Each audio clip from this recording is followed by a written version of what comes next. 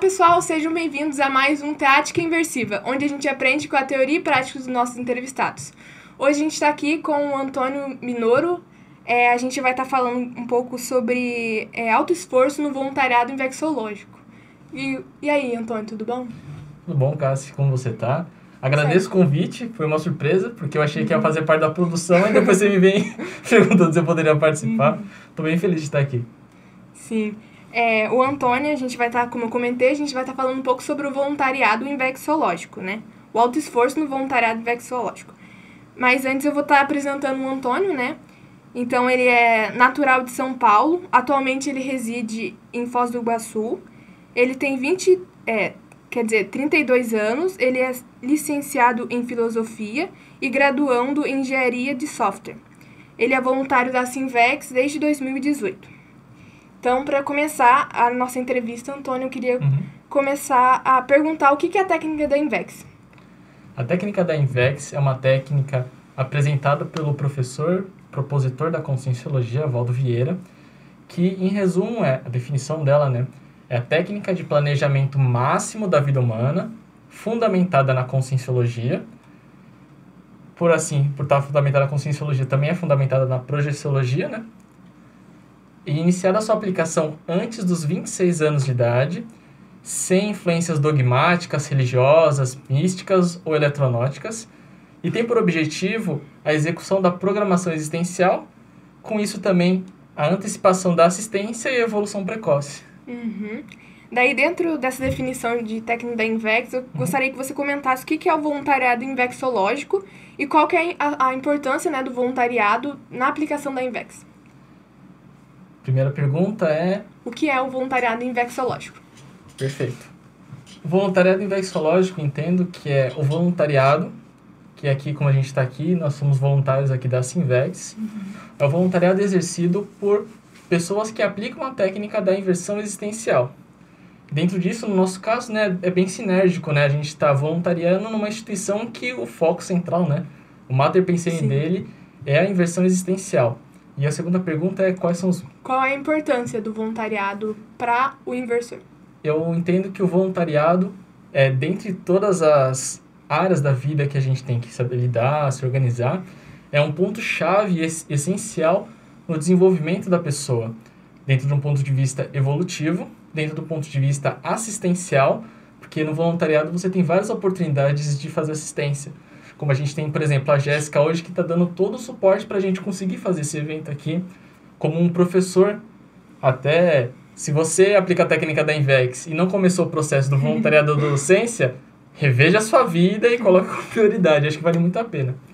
Então, o voluntariado em si, ele dá várias oportunidades para a gente conseguir desenvolver o nosso processo assistencial, dá oportunidade também para a gente se desenvolver em outras habilidades, como, por exemplo, aqui para a manutenção desse teática inversiva, nós temos toda uma estrutura técnica por detrás, nós temos uma estrutura cenográfica, estrutura de pauta.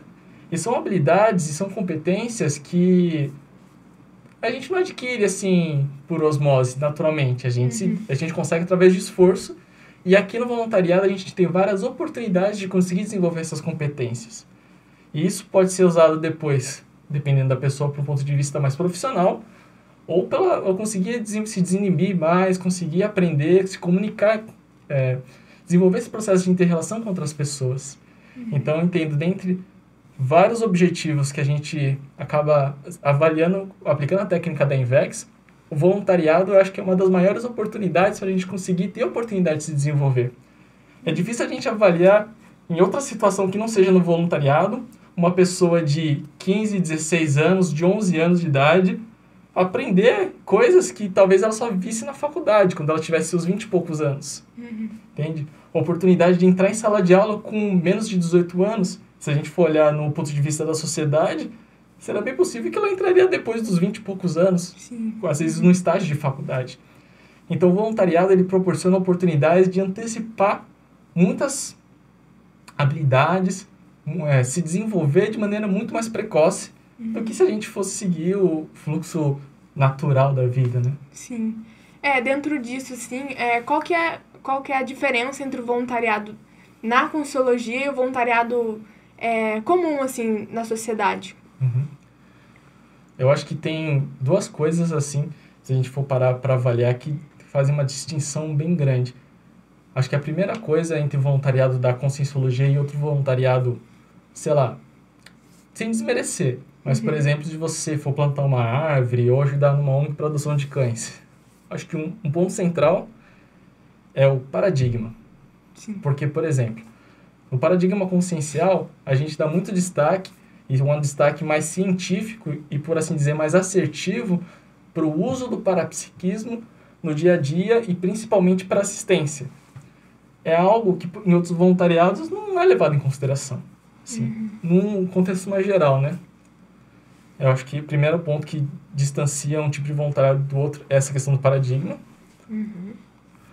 Outra coisa que eu acho que distingue bastante do voluntariado comum com o voluntariado da Conscienciologia, principalmente para o intermissivista. A pessoa que entende que ela fez um curso intermissivo, ela se preparou antes dessa vida para cá, é que o voluntariado conscienciológico ele é mais sinérgico e otimizado para a pessoa conseguir se desenvolver dentro da programação existencial dela. Porque, por exemplo, aqui a gente exercita parapsiquismo, e a qualquer momento do voluntariado a gente pode, com amparo de função, a gente receber insights e conseguir catalisar o nosso processo, coisa que não é tão necessariamente comum em outros tipos de voluntariado. Estar num lugar que tem o mesmo paradigma que você já, no curso intermissivo, você se esforçou para entender, desenvolver, para aqui nessa vida exercitar de maneira teática. Então seria a mesma coisa de, por exemplo, uma pessoa que fez um curso de medicina fazer um estágio na área. Uma pessoa que fez um curso de engenharia fazer um estágio na área. Eu entendo assim que para os intermissivistas, voluntariar na Conscienciologia é como se elas saíssem da teoria do curso intermissivo e viessem estagiar na área mesmo para, ao longo do seu desenvolvimento, você conseguir se capacitar dentro da especialidade a qual você entende que vale a pena você se desenvolver, né? Sim, isso eu acho que é interessante, porque eu não tinha pensado nessa questão tipo de estágio que você comentou, né, do curso intermissivo e o voluntariado, né, achei legal. Como desenvolver o autoesforço no voluntariado, né, pegando um pouco mais assim o tema de autoesforço. Como desenvolver o esforço no voluntariado? Isso.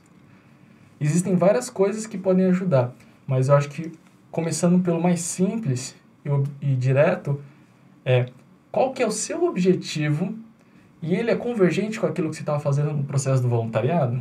Por que eu digo assim, qual que é o meu objetivo se ele é convergente? Porque quando a gente consegue alinhar, fazer essa confluência entre os nossos objetivos pessoais e o que a gente está fazendo no voluntariado, eu não estou falando de fazer negocinho não, tá? Isso daí é besteira. Estou falando, por exemplo, eu tenho como objetivo me qualificar nas inter-relações porque eu sou mais travado. E, por exemplo, ficar numa recepção do CIAEC, por exemplo, eu vou obrigatoriamente ter que interagir com várias pessoas e isso vai me ajudar a desenvolver. Então, há um certo sinergismo. Eu acho que, a partir disso, o esforço se torna mais fácil porque você vai ter mais motivação. Motivo para você fazer alguma coisa. Então, acho que um ponto importante para cada um refletir dentro de onde está na área do voluntariado não é simplesmente, eu vou largar tudo. Não. Avalia o que você consegue desenvolver naquela área, o que você entende que você precisa se desenvolver e tenta criar os pontos de conexão. No geral, o problema que as pessoas não conseguem fazer essa convergência não é porque ela não existe, é porque ainda não foi parado para refletir como você cria mais sinergismo entre uma coisa e outra.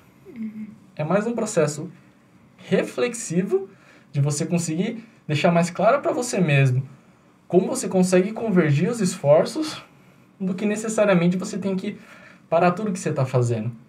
Entende? Então, acho que esse é um ponto importante. Porque quando você consegue deixar mais claro para você os porquês você está fazendo aquilo, e os porquês só importam para você, não importa para as outras pessoas. Sim. Você consegue colocar mais energia no trabalho voluntário, no trabalho voluntário. Aqui na Conscienciologia, por exemplo. Então, quando isso está mais claro, o esforço vai ir com mais energia. E, além disso, o que você precisa para te ajudar no processo de continuar nesse esforço do voluntariado, além de cada vez estar mais claro para você o porquê que você está lá, é insistir na solução, mesmo quando tem muitos problemas. Como assim? insistir na solução mesmo quando tem muitos problemas. Na parte técnica é mais fácil de saber, porque deu um problema. É muito objetivo isso. Então, mesmo que não esteja tudo resolvido, você continuar insistindo, continuar procurando soluções para resolver aquele problema. Isso pode ser, por exemplo, na área que você está lá em expansão. Deu algum problema XPTO lá no YouTube. É não desistir até resolver aquele problema. E isso vai criar 2 processos que vão te ajudar. Uma é que quando você resolver aquele problema vai ser muito legal. E a segunda, que eu acho que é até a mais importante, ao longo da solução do problema, inevitavelmente você vai aprender muita coisa. E você olhar para você, nossa, eu aprendi tanta coisa no voluntariado, isso também gera motivação. Então, ao longo do processo, você deixar mais claro para você quais são os pontos que você vai te reenergizar ao longo do processo e que vai te dar mais motivação para continuar no processo. E o esforço requer você continuar no processo. Pode estar dando tudo errado, mas você vai estar lá até resolver. Eu acho que isso ajuda bastante esse processo do esforço. Porque um problema que eu percebo que as pessoas acabam não insistindo no processo do desassédio, porque isso não deixa de ser um desassédio, Sim. É se travar. E esse se travar pode ser por várias coisas. Pode ser porque a pessoa se acha incapaz de resolver aquilo. E na boa, é só você ter paciência e procurar no Google que uma hora você acha. Não tem muito mistério. Ou quando essas coisas, questões problemáticas intraconscienciais, ou quando a pessoa desiste fácil. Eu acho assim, dentro do processo evolutivo, dentro daquilo que vale a pena no sentido evolutivo, é necessário você se dedicar. É necessário você se esforçar. As coisas não vêm de primeira, assim. Entende? Nem que seja do ponto de vista profissional. Você precisa se qualificar para que você consiga valer mais para o mercado e conseguir salários melhores. Se você não continuar se esforçando, você ainda vai continuar naquele mesmo patamar, assim. Então, eu acho que esses processos que atrapalham a pessoa, se ela começar a criar essas convergências, deixar mais claro para ela o que motiva ela, eu acho que torna um pouco mais, não digo simples, mas começa a fluir melhor as coisas, né? Sim. Dentro disso, né, que você comentou, quais são as posturas que, tipo assim, você acha que ajudam na manutenção desse auto-esforço dentro do voluntariado? Posturas. Posturas? Olha, olhando com uma perspectiva positiva, um pouco de teimosia, porque é aquela teimosia de tipo assim, já tentei 1000 vezes, aí você tenta 1001 vez, aí resolve. Então, não uma teimosia burra, tipo, eu vou ficar batendo a cabeça na parede porque eu acho que eu vou criar uma porta. Não, alguma coisa que tenha um mínimo embasamento lógico, e por mais que seja difícil, eu acho que é uma postura de um pouquinho de teimosia. Não, vou tentar mais uma vez. Eu vou refrescar a cabeça, descansar e no dia seguinte eu vou tentar mais uma vez. E não largar o peixe por qualquer problema, assim. Dentro do processo do desassédio no geral, eu entendo que você continuar insistindo dentro daquele esforço que você tem clareza que é assistencial e é positivo, eu acho que vale a pena continuar insistindo. Se eu tenho dificuldade para instalar o estado vibracional, continua tentando. Continua tentando. É como ir para academia de musculação. Você não vai mudar completamente seu físico do dia para a noite. Sim. É dia após dia. Eu acho que é uma postura um pouco de insistência, mas não uma insistência burra. Uma insistência que tem um pouco de discernimento naquilo, eu acho que ajuda bastante a manter o esforço. Um outro ponto que eu acho que é posturas que você colocou, né? Isso, manifestações. Eu acho que uma outra manifestação é você estar mais aberto, principalmente para um amparo extrafísico, de função, por exemplo. Se eu estou fazendo minha função lá, por exemplo, a minha função é cuidar do site, do blog da Sinvex, viu a questão dos artigos. Existem consciências extrafísicas que também vão estar interessadas que esse trabalho dê certo. Sim. Então, estar mais aberto para muitas vezes ter algum insight. Um insight pode ser, sei lá, ir mais cedo para o voluntariado você encontra alguém que pode te ajudar.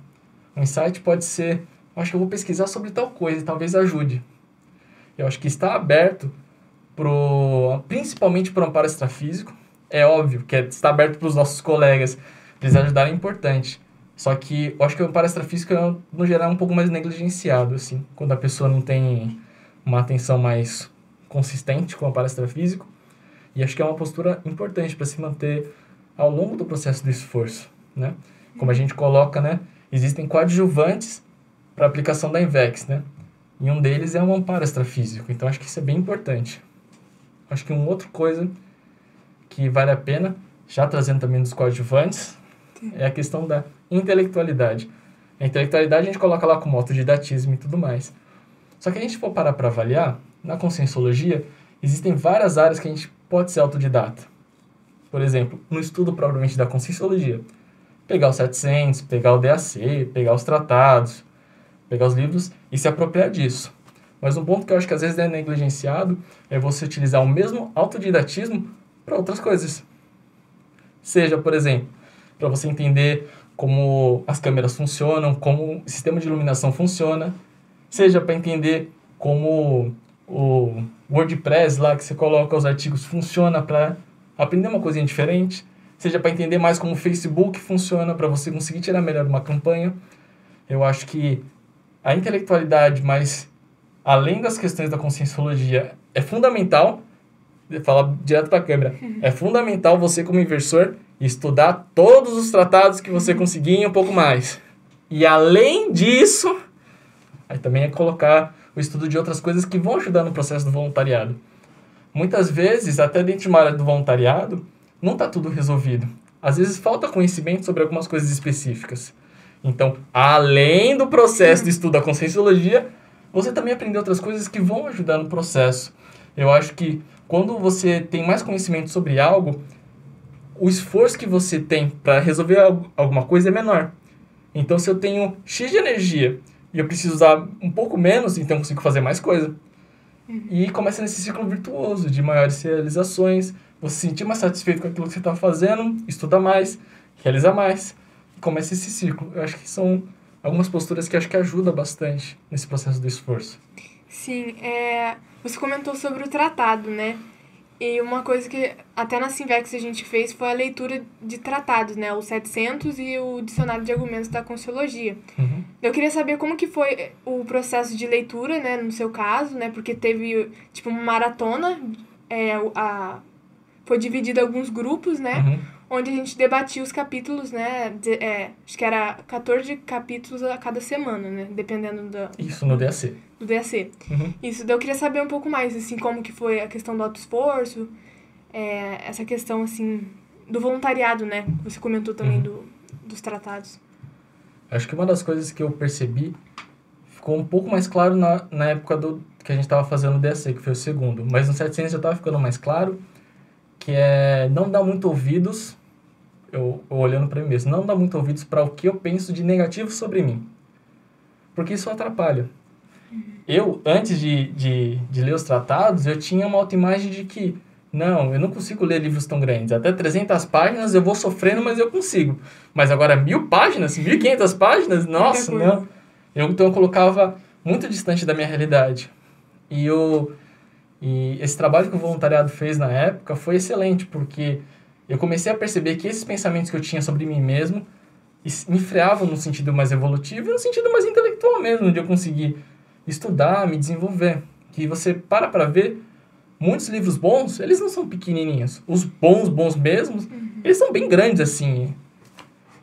Então, um dos pontos que me ajudou bastante foi ter clareza sobre esses pensamentos que não fazem sentido que eu tinha na minha cabeça e começar a descartar eles. Então, eu percebi que é como se eu arrancasse um freio que eu tinha. Uma outra coisa que eu percebi é que eu tinha que entender como que eu funciono melhor para estudar as páginas do DAC. Eu via que tinha gente que funcionava muito bem para elas ler, 2 capítulos por dia e mandando esse ritmo. Só que para mim não funcionava. Funcionava muito mais eu ler tudo de uma vez e se desse tempo, a maioria das vezes não deu, mas uma vez ou outra deu de reler de novo e para tentar aprofundar no raciocínio. Então isso me ajudou bastante em manter esse esforço. Então às vezes eu tirava... Admito que tinha dias que algumas horas antes da reunião eu parava e conseguia ler todos. Mas foi entender como que eu funciono nesse processo. Porque uma coisa que eu penso, eu até coloquei no artigo lá do esforço evolutivo aplicado às lives da Sinvex, que o esforço ele não pode ser burro, assim, fazer força por fazer força. A gente usa a cabeça, né? Um dos coadjuvantes da INVEX é a intelectualidade. Então, a gente usar um esforço, mas pensado e refletido sobre a nossa casuística, eu acho que ajuda muito. E outra coisa também que ajudou bastante foi aprender com as técnicas e as formas que as outras pessoas conseguiam aprofundar no raciocínio. No DAC foi mais claro, até porque foi mais recente, eu já tinha parado, é como se fosse, já tinha ido o primeiro mês de academia, que o corpo já está se acostumando lá na época dos 700, aí no DAC dava para aprofundar um pouco mais, já tinha esse desassédio mental somático mais inicial. Então eu comecei a perceber como os meus colegas, eles conseguiam aprofundar no raciocínio. Por exemplo, uma das pessoas que estava no meu grupo era a Silvia. E a Silvia, às vezes, tinha umas sacadas que, tipo assim, é óbvio quando a pessoa fala. Mas para você enxergar sozinho, não é tão óbvio assim. Aí eu fui perguntando como que ela fazia análise, como que ela estruturava. E foi imitando mesmo. Tipo assim, não necessariamente... agora eu consigo fazer análise mais profunda. Mas não.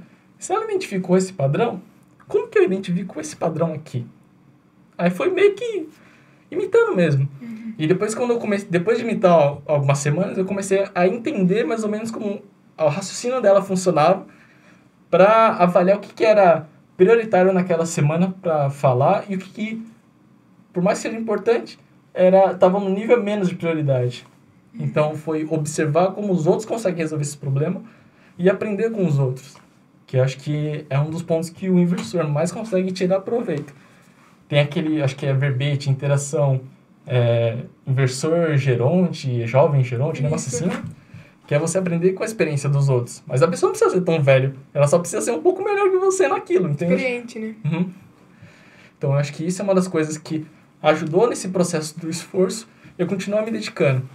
Assim, porque conforme você vai vendo progresso naquilo que você está fazendo, por mais que seja pequeno, eu acho que pelo menos é algo que me motiva bastante, assim. Pô, se eu conseguir entender melhor esse ponto na semana seguinte, tentar entender um pouco mais. E assim sucessivamente, né? Sim, você comentou sobre a questão de manutenção do voluntariado, né? E que precisa de desassédio, né? A gente percebe que precisa, né? Para sustentar o voluntariado, um certo nível de desassédio, né? Se você puder comentar um pouco e trazer casuísticas também, né? Que eu acho que você tem bastante, sobre a questão do desassédio dentro do voluntariado. Fazendo uma analogia para começar a ideia, é que nem se você é um bom aluno na classe e você recebe bullying por isso. Tem pessoas que elas não querem que outra pessoa seja um pouco melhor naquilo. Isso pode ser nos esportes, isso pode ser nas ciências, isso pode ser porque você é uma pessoa que tem um perfil de leitura um pouco maior.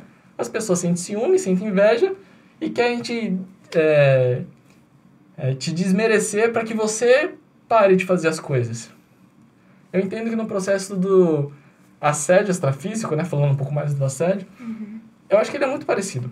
No seguinte sentido, não é porque a pessoa dessoma que ela muda totalmente. Então, se a pessoa encher o saco das outras, no intrafísico, ela provavelmente vai fazer a mesma coisa no extrafísico.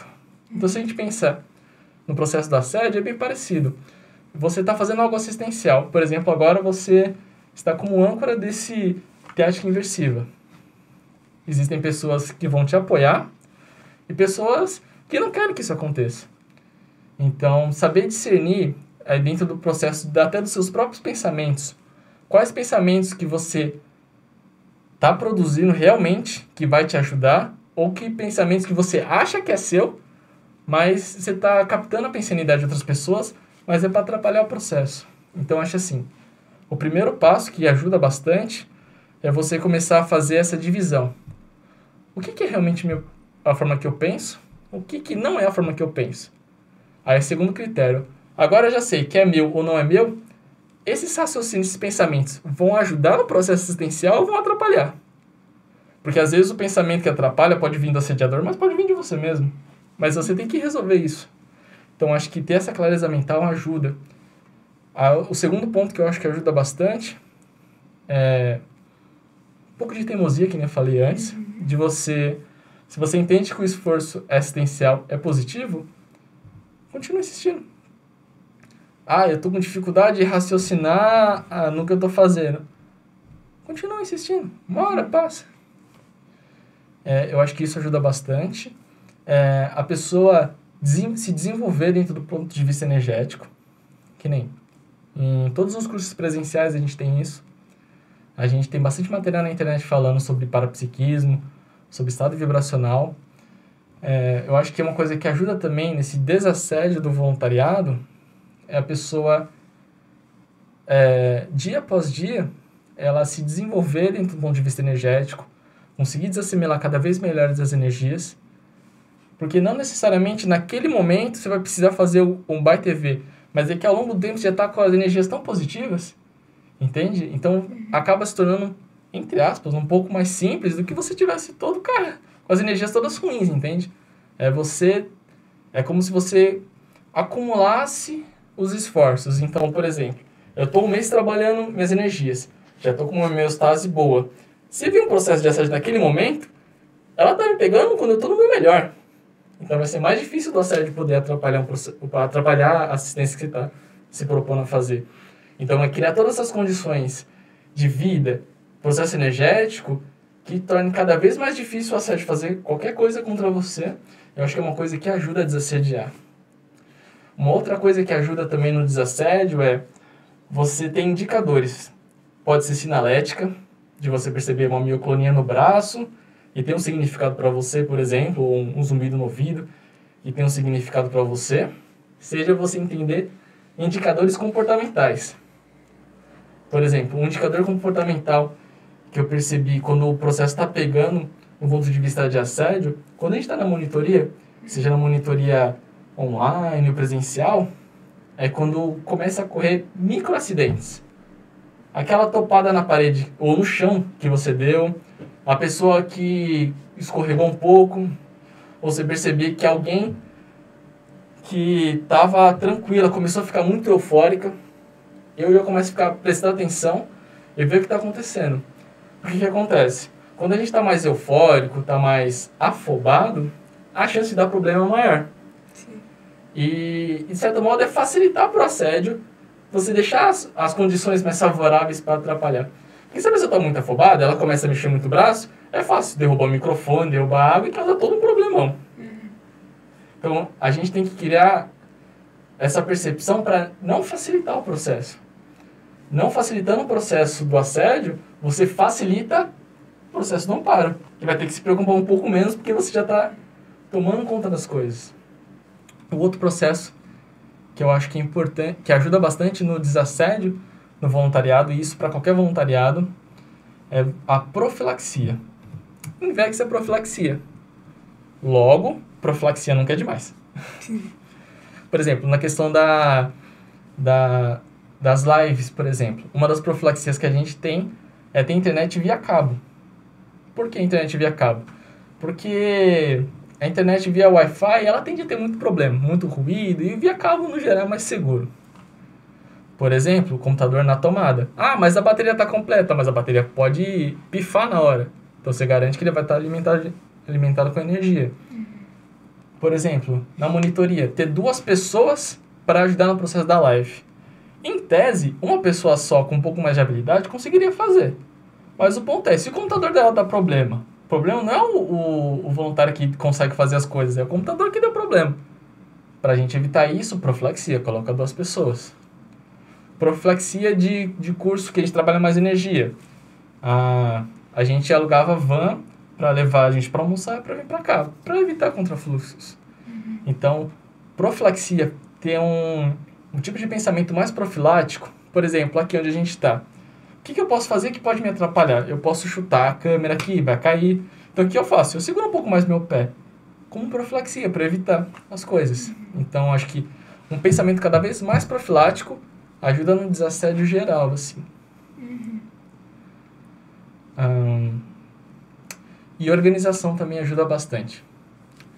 Organização no sentido do processo da profilaxia, aquela questão de você chegar 15 minutos mais cedo, ou de pelo menos ser pontual, né? De você não chegar, sei lá, 3 horas depois do que aconteceu. Eu falo 3 horas depois porque já tive conhecido que chegava 3, 4 horas depois do evento. Então, a tendência é que quanto mais você se organiza para manter um ritmo de horários, o ponto não é necessariamente o horário, mas é que essa rotina fica mais previsível. Fica mais fácil de você saber se alguma coisa está saindo do normal. Por exemplo, se eu almoço todo dia ao meio-dia, e um dia eu almocei meio-dia e meia, como você já está, sei lá, há 3 meses, 4 meses almoçando sempre meio-dia, você sabe que é possível. Se você for almoçar meio-dia e meia, é mais fácil distinguir o que aconteceu de diferente para que houvesse essa mudança. Assim, as nuances, os detalhes do que está acontecendo no dia a dia ficam mais claros. E pode ser que você levou meia hora a mais porque nesse dia você estava um pouco mais desconhecido e estava fazendo as coisas mais devagar. Pode ser porque apareceu uma coisa do nada para resolver um problema, para resolver isso, teve que ficar mais tempo. Você não conseguiu desassediar dentro daqui. Também não é para ser bitolado, né? Não, é meio-dia, vou largar tudo para cima e vou embora. Não.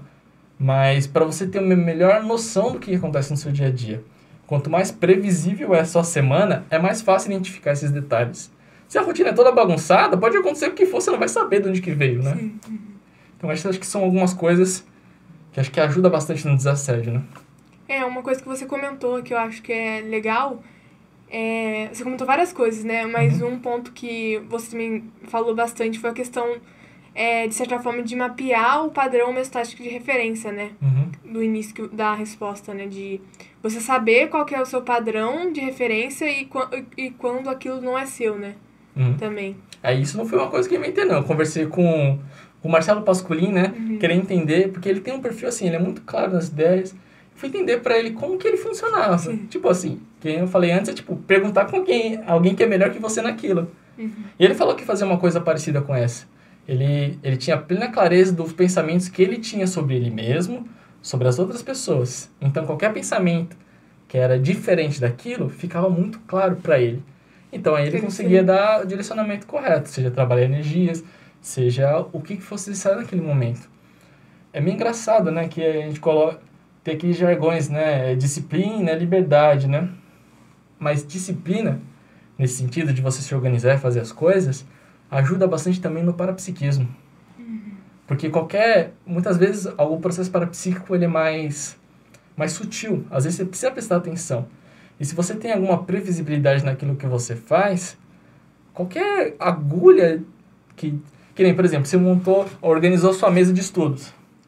Você sabe se alguém colocou uma caneta bem no meio lá que não estava lá, né? É a mesma ideia. A gente está chegando já praticamente no final da entrevista, infelizmente, né? O papo tá bom. Mas para finalizar, assim, a entrevista, eu queria que você comentasse, falasse um pouco mais para as pessoas, né, que estão pensando em voluntariar, que estão nesse processo, tipo assim, algumas considerações finais e algo que você queira falar que não foi falado ainda sobre o voluntariado e o alto esforço. Bom, acho que uma coisa que eu acho que é importante para falar para qualquer pessoa que está no voluntariado ou que queira começar o processo do voluntariado é leve a sério.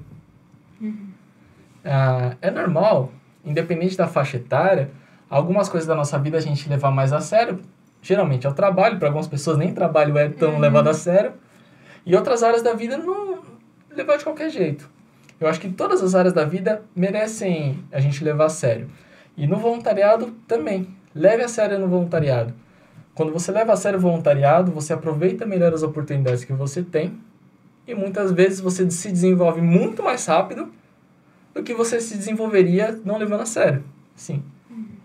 A diferença entre um amador e um profissional em qualquer esporte é que o profissional levou mais a sério em algum momento e o amador tá lá só para se divertir. Eu acho que por mais que seja divertido e agradável você estar com amigos no voluntariado, leve a sério o voluntariado, porque em contrapartida, em consequência disso, você está levando a sério o desassédio, você está levando a sério toda a bagagem que você teve de curso intermissivo até aqui, e você está levando a sério você mesmo, entende? Eu acho que assim, acho que nenhum intermissivista fez curso intermissivo para não levar a sério a vida. Eu acho que assim, o curso intermissivo ajudou a gente a entender com maior clareza o que é importante dentro do nosso processo evolutivo. E o voluntariado ajuda muito nisso. Então, acho que o mais sério é leve a sério as oportunidades evolutivas que você tem. E voluntariado é uma delas. Então, acho que é isso, Antônio. Muito obrigado pela entrevista, foi muito bom. Pena que o tempo é meio curto, né? Mas é isso aí. Muito obrigada pela oportunidade de estar debatendo um pouco mais sobre o alto esforço no voluntariado. Eu também agradeço, Cassiele, pela oportunidade. O debate foi bem legal. Você trouxe perguntas que eu não tinha parado para... vou refletir bastante sobre isso, mas foi uma coisa muito pertinente que você trouxe. E agradeço e espero a gente poder, em outras ocasiões também, conversar mais um pouco. Então, pessoal, se vocês gostaram do vídeo, deixe o seu gostei. Para mais informações sobre a Sinvex, dá uma olhada na descrição. A gente também tem um site da Sinvex, onde tem vários artigos, né, sobre a técnica da Invex. Então é isso, gente. Até mais.